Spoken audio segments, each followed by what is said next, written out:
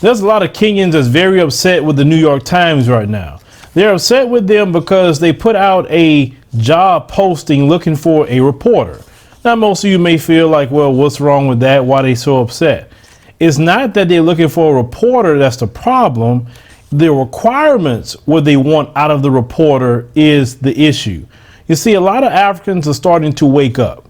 They started to understand how this colonizer has came into their place and constantly wage a propaganda war against them. The reason why people think Africa is so bad is because of the colonizer. They purposely go show the poorest parts, the parts of people aren't educated. They go show the parts where warlords is at or someone's sick. And that's all they show. And at the same time, while they show you that, they can't stay out of Africa because they know good and well where all the beautiful parts of Africa is at, all the resorts, all the beautiful beaches. That's why they do that. They want to have Africa to themselves and want to keep the diaspora away. You're thinking, oh, I don't want to go over there. That's why you have a lot of black Americans that talk that way, because they have been propagandized about Africa. It's complete propaganda because they haven't even been over there. For the most part, to say, yes, I've been over there, I experienced this and I experienced that. Now, with the New York Times doing what the white media normally do, I mean, it's nothing different at all. So the people went off on social media, and the vacancy was, something that possibly people would apply, but this is what they said. Our Nairobi bureau chief has a tremendous opportunity to dive into news and enterprise across a wide range of countries, from the deserts of Sudan and the pirate seas of the Horn of Africa, down through the forests of the Congo and the shores of Tanzania. Now, notice they said the pirate seas of the Horn of Africa. Why are you trying to focus on that? The continent of Africa is made of 54 countries, and that's what you want them to go cover? And let's call some of that what it is. Some of that is the people pissed off because they're stealing their resources. If you look more into why some of the pirating is going on, but they're not going to tell you that. OK, now you're talking about Sudan. What's going on in Sudan? They're having conflict going on right now. So they want you to cover conflict, not because they care about the people and they want to put out the information to bring awareness. No. It's to further the propaganda against African nations. OK. Now they talk about the Congo. What's going on in the Congo? Ebola. They're not going to focus on them stealing their resources. You notice that? See, they have Ebola and all this sickness everywhere. You have a lot of resources. And you know good and well that Ebola is not natural. It was created. Look it up.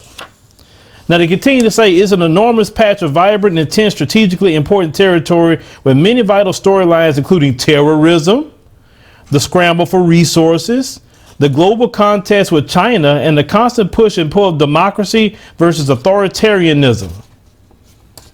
Nothing about what they're saying is to cover Kenya, Nairobi in a good light. It's all horrible. You understand that? They further added the ideal candidate should enjoy jumping on news, be willing to cover conflict. Here we go again. And also be drawn to investigative stories. There's also a chance to delight our readers with unexpected stories of hope and the changing rhythms of life in a rapidly evolving region. So out of all what they were saying is horrible terrorism, pirating, disease, war. Let's cover all that about the continent of Africa and to continue our lying campaign and a propaganda war against the African continent, so we can make sure to keep everyone, especially the diaspora, away from this continent, away from waking up the continent, because we know the colonizer better than anybody. We have lived with him for hundreds of years. We have lived in the belly of the beast of Babylon. We have lived here. We know him like the back of our hand. And that's why they want to keep us away from them. They got to do that, because the moment we tell them who they truly are, then there's going to be a problem.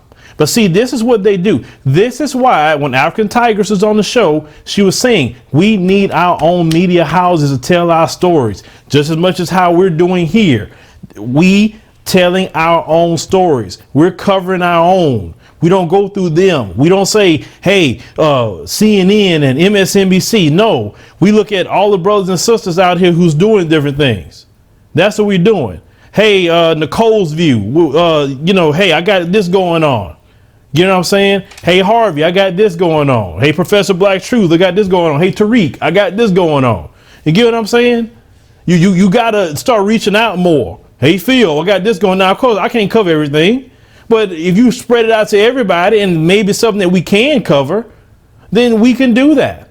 We should never be first to turn to them because they're not in our good interest at all. They're not. They are the ones that have used propaganda even against us as Black Americans. They say what they want to show is what Pookie and Ray Ray is doing. That's what they want to show. They want to show when brothers and sisters not getting justice, and when they uprising happen, that's what they want to show. That's when they say, oh, that's Black Americans. That's their culture. Lying all the way through. Lying. But if they breathe and they lying, always remember that. So it's the same thing over there. They're always trying to demonize the Black man and Black woman, no matter where you at. Here, the continent of Africa, the Caribbean, the Latin America, don't matter where we're at. You can be in European nations. They're going to demonize you because of the hate they have for us. That's why I told Tigers, let's build that then. Like, we can't just talk about it. Let's do it. I'm not for talking and saying, oh, they're doing this to us. No, we need to set it up. Let's get it started. Let's get it going. That's how you got to do that. Start countering their propaganda on the continent, countering them in Kenya, showing how they're lying, catching all these folks that's running around and making this content like it's so horrible over there, and say, okay, you see what they showed? Now let me show you the real story. That's how you destroy the propaganda. And at the same time, you're educating your people in these different nations, because the education, they purposely didn't educate them so they wouldn't know any better. Because a non-educated population is a population that's easily to control. If they get knowledge, then they grow in power, and then you're not going to be able to control them at all. And understand something. Media is powerful. It's very, very powerful. Do you remember, as we talked about in that previous interview with African Tigers, that Chinese guy that was calling the Black Kenyan a monkey? What happened? The video got out, the diaspora put pressure on, and what happened?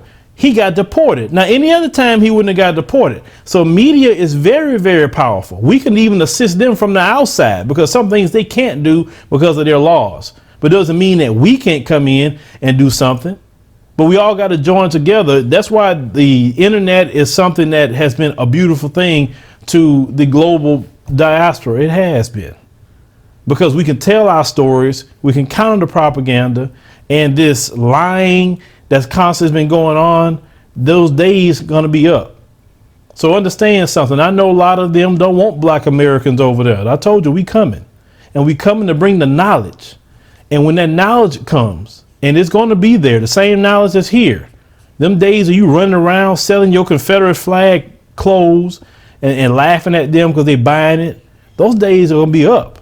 Trust me on that. I will make sure to be part of helping educate, because that's just what we should do throughout the whole world. You're not going to go in and abuse them, but it takes education. It takes us having our own stories and our own narrative. And you should have that in every African nation, every nation. These so-called mainstream or lamestream media outlets, they are against us globally. They're not for us. No matter the left wing, right wing, it doesn't matter. At least what I respect about Fox News, they're open with it. I respect the Republicans. They're open with their hostility. They don't hide it. They don't try to act like, oh, I'm your friend. No. Because them so-called ones that say they're your friend, look how vicious they got with Black folks.